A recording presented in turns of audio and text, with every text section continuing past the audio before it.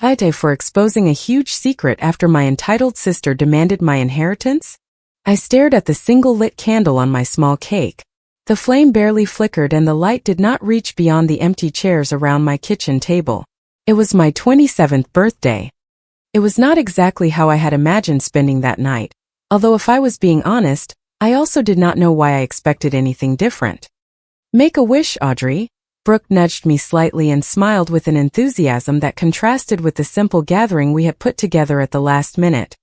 I closed my eyes, blew out the candle, and tried not to think about that familiar pang, that mix of sadness and habit that had been with me for years. My mom had called me that same morning with her usual repertoire. Audrey, sweetie, we really aren't going to be able to make it tonight. With your sister's wedding, we're overwhelmed with everything. The venue, the flowers, the guest list. You have no idea how much work it is. She took a brief pause and then dropped the phrase that completely ruined my day. Besides, turning 27 isn't such a special date either, right? You understand me, don't you? Yes, Mom, don't worry, I answered automatically, just like I did every time I had to accept that they had chosen Megan over me once again. It had been this way for as long as I can remember. When we were girls, they paid for private ballet lessons for Megan and sent me to a group workshop at the community center, because according to my parents, there was not enough money for everything. When she turned 18 and started college, they bought her a car. When it was my turn, they gave me a gift card and told me to use it on something useful. When Megan finished her degree, they threw her a huge party and gifted her a trip to Cancun with her friends. When I graduated, they took me out to dinner at an Italian restaurant and gave me a luggage set. The pattern was so obvious that I had stopped being surprised years ago. My parents always found a way, sometimes without saying it and other times very clearly, to make me understand that Megan was the daughter they showed off and I was the one who managed on my own. Where are you, Audrey? Mark waved a hand in front of my face and Maya giggled. Are you going to open the presents now, or are you going to keep staring at the cake all night? I nodded and put aside, even if just for a while, everything related to my family. At least I had real friends, Brooke, Mark, and Maya. They had arrived with food ordered from an app, a bottle of wine, and that simple affection that doesn't make noise but does keep you company. That was worth much more than I sometimes remembered. While I was opening their gifts, all chosen with love and without exaggeration, I caught myself wishing Grandma June had been there. She was the only person in my family who never made me feel lesser than Megan. Every birthday she arrived with something special for me, even if it was small, and she always gave it to me in private, as if she wanted to leave me a strength that no one else would see. Don't let them dim your light, my girl, she would tell me quietly. The previous year had been the first one without her. She passed away from cancer and her absence still hurt me deeply. After she passed away, her will left everyone shocked. She had left Megan and me the exact same amount, $175,000 for each of us. My parents did not love it, it was obvious.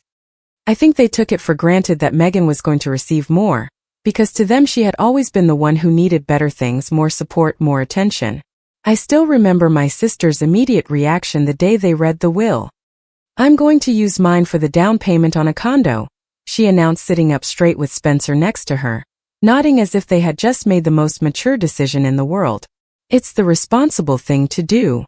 The message was hidden, but she did not even try hard to conceal it. Whatever I did with my share, no matter what it was, would surely be less responsible. I did not play along. I put all the money into an investment account not because I had a grand plan, but because I did not want to touch it until I truly knew what to do. I felt it was the last way my grandmother was still taking care of me. More wine? Maya asked, bringing me back to the present. Yes, please.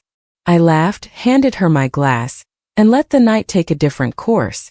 We talked about work, terrible dates, unbearable coworkers, and summer plans. For a few hours I forgot what it was like to be the daughter no one prioritized and simply enjoyed being with people who actually wanted to see me. When they left, I washed the few dishes, put away the leftovers, and checked my phone. I had no missed calls from my parents, no belated congratulatory message from Megan, nothing, just a text from my mom asking if I could help them put wedding invitations into envelopes the following weekend. A week after my birthday, my cell phone rang while I was preparing dinner.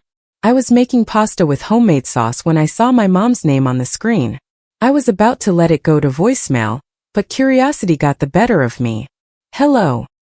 Audrey, sweetie, we want you to come over for dinner tomorrow. We're all going to be here, can you make it? Her tone was strangely sweet, so much so that it put me on high alert. What are we celebrating? Does there really have to be a reason for a family dinner? We just want to see you. My first thought was that maybe they wanted to apologize for missing my birthday. Maybe they had realized how wrong it was. Maybe for once they were going to try to fix things. It was not the most likely scenario, but a part of me still wanted to believe that things could change. Yes, I'll be there.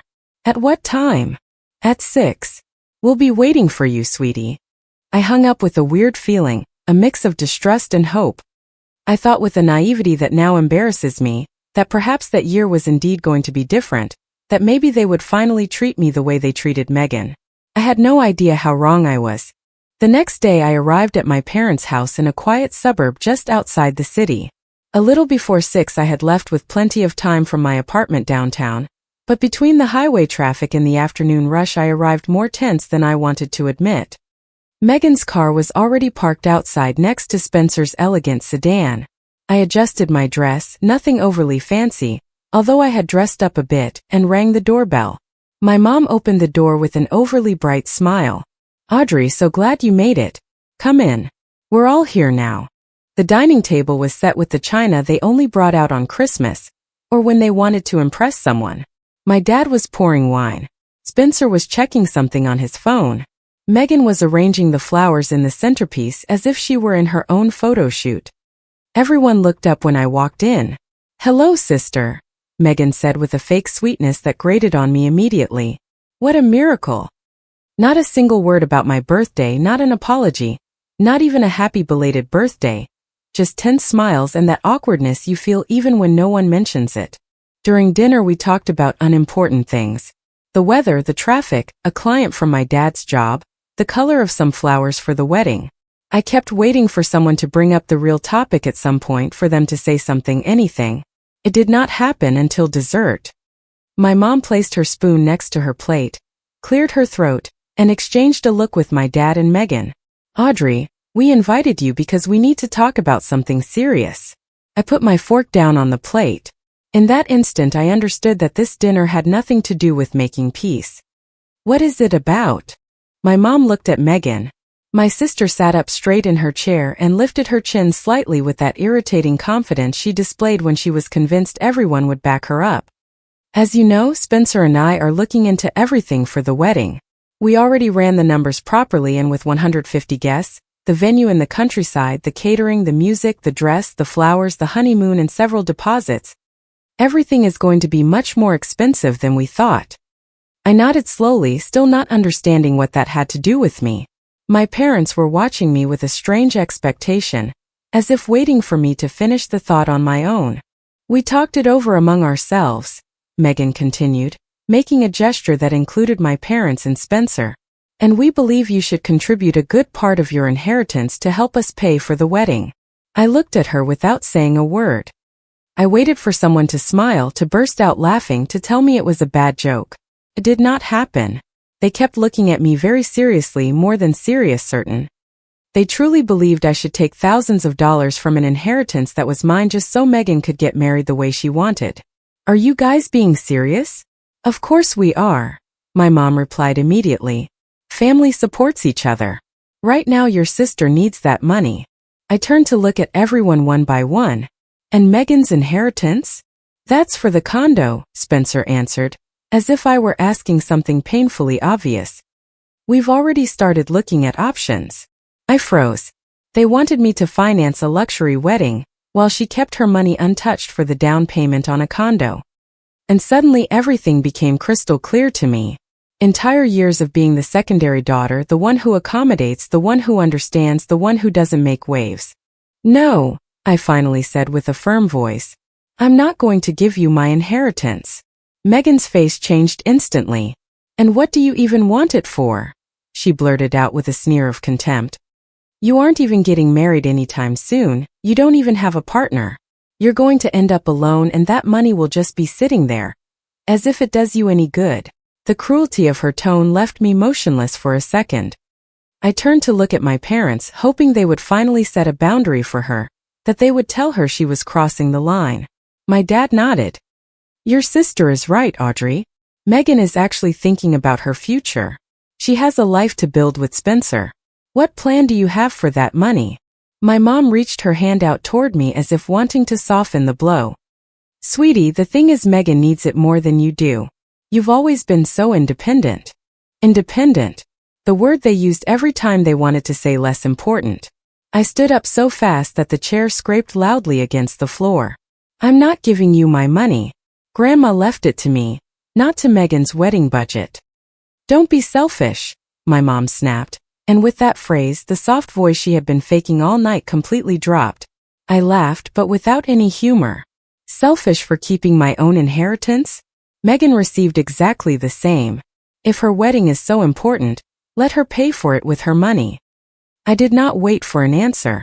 I grabbed my purse and walked out while they yelled at me to come back, that I was overreacting, that this is not how you speak in a family. The drive back felt endless between the traffic and my anger. I barely felt the journey.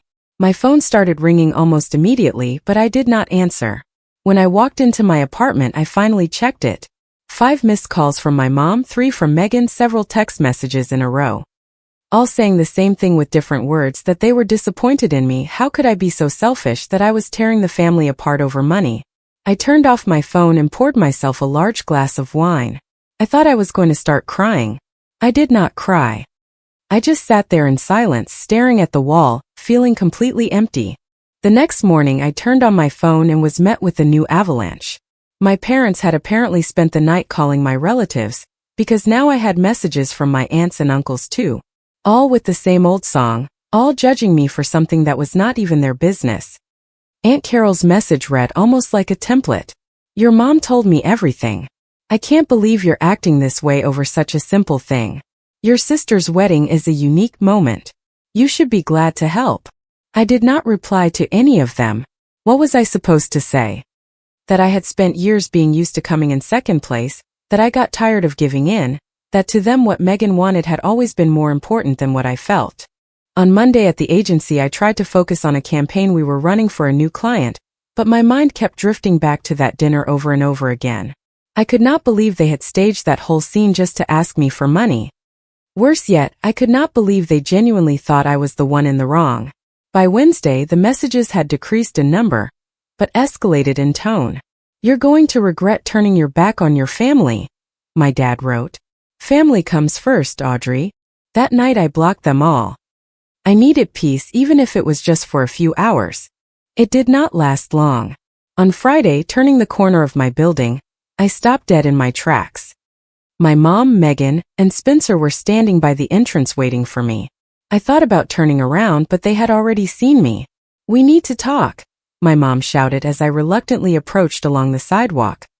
There's nothing to talk about, I replied, keeping my distance, and I'm not letting you upstairs.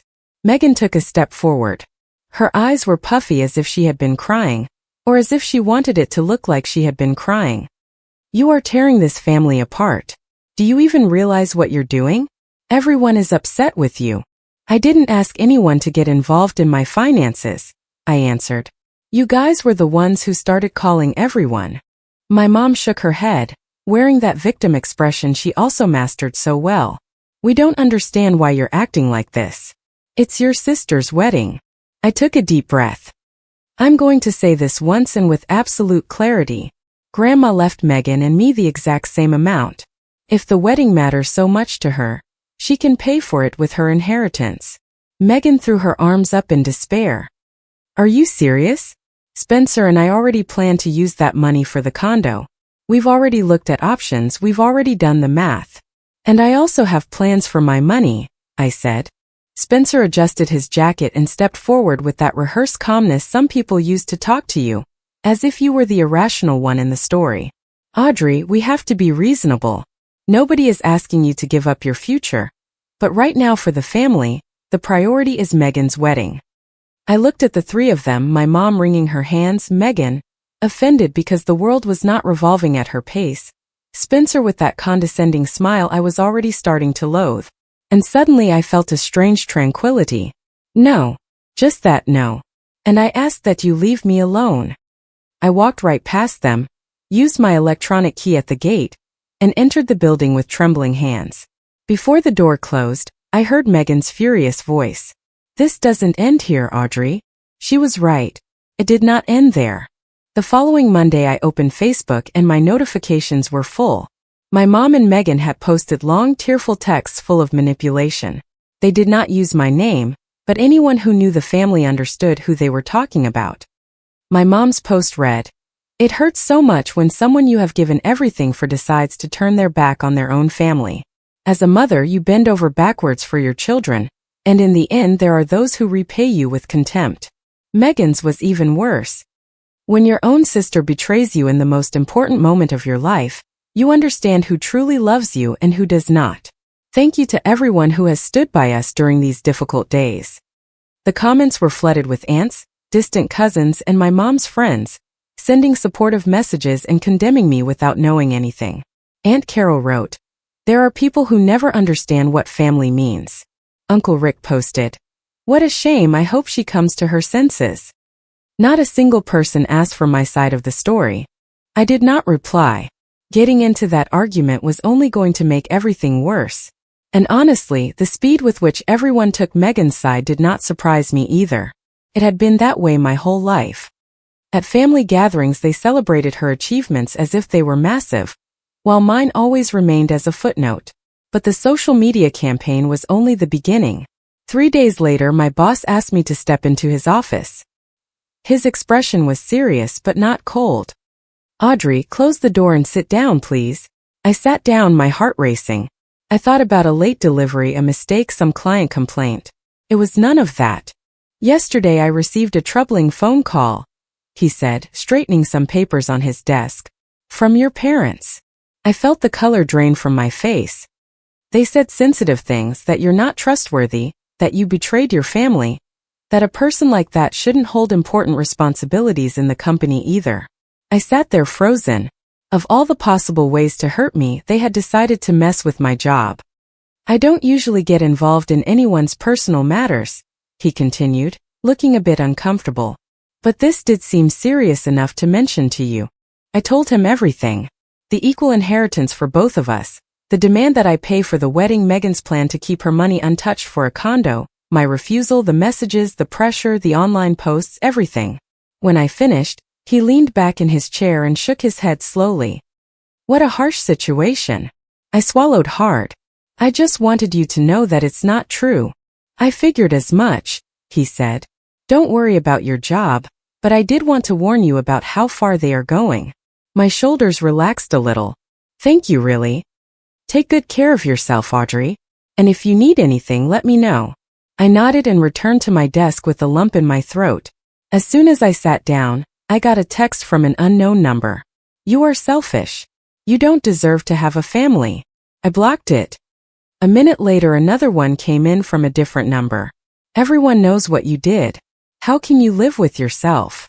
It went on like this for days. New numbers, anonymous emails, messages from relatives I barely even talked to. It seemed my parents and Megan were determined to tear me to pieces until I caved.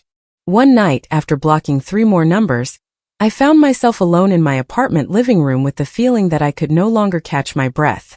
I had always been the odd one out in the family, the least loved, the least taken into account. But this was something else entirely. This was a coordinated attack. They wanted to exhaust me, isolate me, and break me. And then I remembered the text messages Megan had sent me months ago.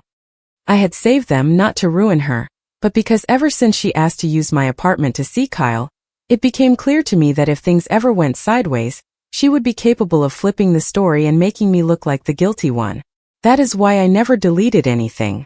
I searched the conversation from January. There they were, Megan asking me to lend her my apartment to secretly meet up with her former boyfriend, Kyle. All of this while she was already engaged to Spencer. "I need to use your apartment tomorrow afternoon. Kyle is coming to the city and we need to be alone. Don't tell anyone." A few more messages were down the conversation. "Thanks for letting me borrow it. I still have feelings for him, but I'm not going to leave Spencer. Kyle is something else." There was more. Several weeks of messages in the same tone. My sister had been in an inappropriate relationship with Kyle and used my apartment to hide it. I had also kept some pictures she herself sent me in December, as she always did when she wanted to brag about something. In those photos she was hugging Kyle on his couch, smiling in the designer dress Spencer had given her for Christmas days before. She had taken them to feel desired, to show off that she had two men pining for her. It was an old habit, one of those ways of demeaning others that she had dragged around since high school. I stared at the screen with my finger hovering over the screenshots. Using that meant going for the most sensitive spot. It was going to destroy Megan's relationship. It would probably cancel the wedding. A part of me, the same part trained for years to protect her, even though she never protected me, hesitated. Then another message came in. Your parents already told everyone the kind of daughter you are. Nobody is on your side. Something inside of me finally snapped. They had called my boss. They were harassing me day and night. They were leaving me entirely alone against the whole family. All because I refused to hand over money that belonged to me. Without giving myself time to overthink it, I selected the screenshots, the pictures of Megan with Kyle, and searched for Spencer's contact. I typed a single message. Spencer, I believe you have the right to know what Megan has been hiding from you. I'm sorry to be the one to tell you. And I sent everything. As soon as I did it, a strong mix of emotions washed over me. Relief, guilt, fear, anxiety. But beneath all of that there was something else. Calmness. The truth was finally out. Whatever came next was no longer going to be held up by lies.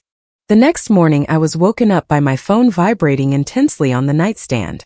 Megan, I answered after taking a deep breath. How dare you? She screamed as soon as she heard my voice. How could you think to do this to me, Audrey? I expected anger. Not that level of fury. You betrayed me, she continued without letting me speak.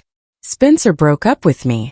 He canceled everything, the venue, the flowers, everything we had already booked. For the first time in my life, I did not rush to apologize or to calm her down. You betrayed him first, Megan. You were seeing someone else and you used my apartment to do it. That was different. Her voice cracked more out of desperation than sadness. It didn't mean anything. He was never going to find out. The logic was so absurd that for a moment I felt like laughing.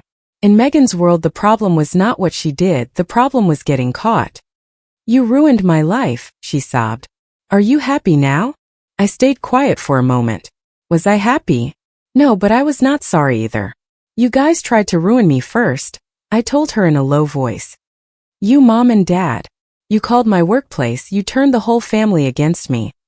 All because I didn't want to pay for your wedding while you protected your money for a condo. That's not the same thing, she yelled. To me it is.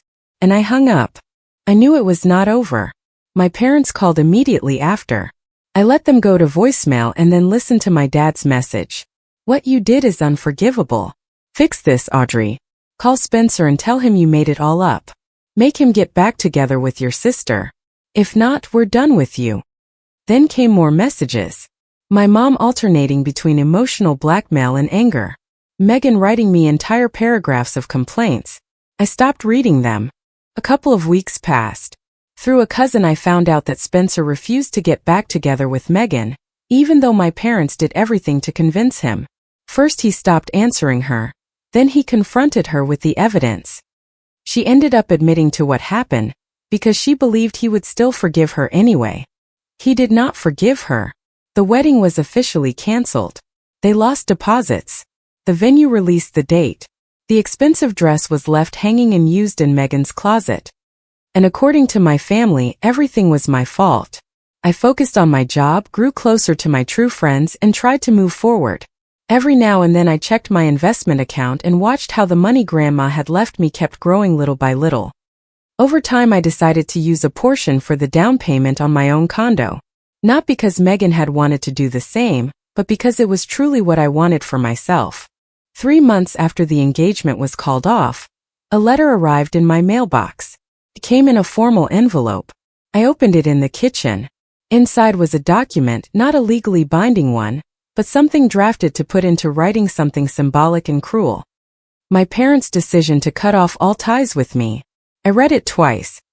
We, Robert Miller and Patricia Miller, hereby express our will to terminate all personal and family relationship with Audrey Miller. We consider that her actions have caused irreparable damage, and as of this date we do not wish to maintain any contact with her. I left it on the kitchen counter and just stared at it. That was supposed to destroy me.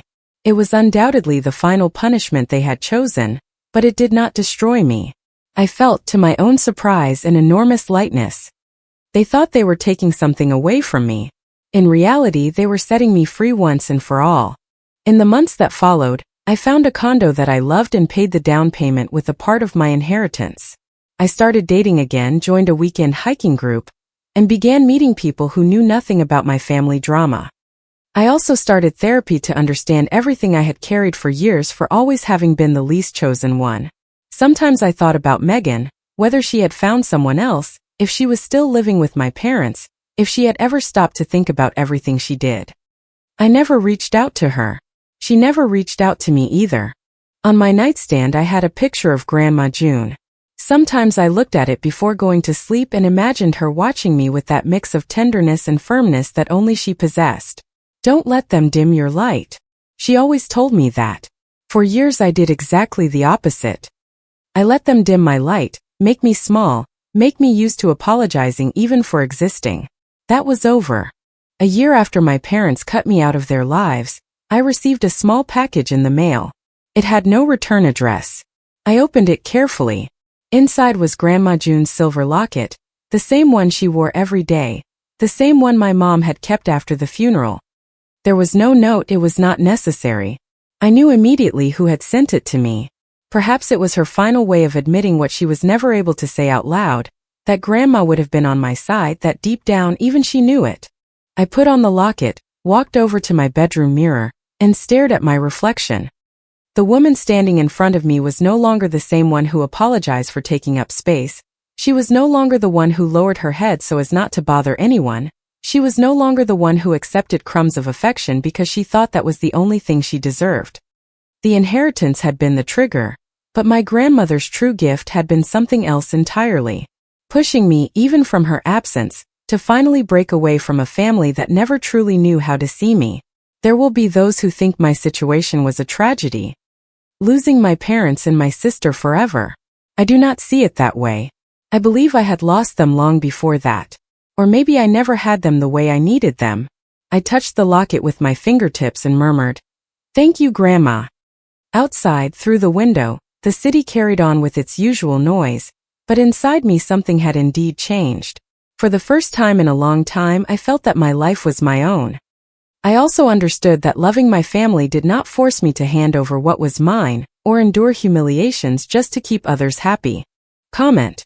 Setting boundaries with the people we love can be one of the most painful yet necessary things we do. I feel this story is a powerful reminder that your self-respect isn't negotiable. Saying no to something that feels wrong isn't an act of selfishness. It's an act of self-preservation.